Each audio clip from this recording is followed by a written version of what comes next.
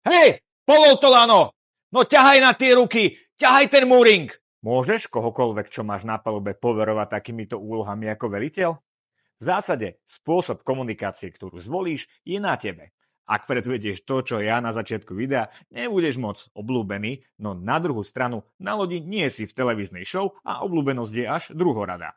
Prvorada je bezpečnosť. Radšej ale skús zvoliť pódový spôsob reči. No tak čo, môžeš poverovať? Áno. A ako je to so zodpovednosťou? Je pravda, že ako skipper zodpovedáš za všetko a za všetkých. Preto si v zozname posadky uvedený ako skipper.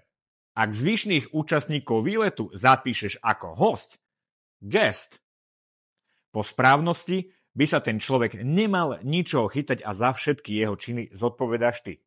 Ak ho však plánuješ na pomoc s loďou vyškoliť, stáva sa už niečím ako osobou oboznámenou a zapíšeš ho do crew listu ako crew member.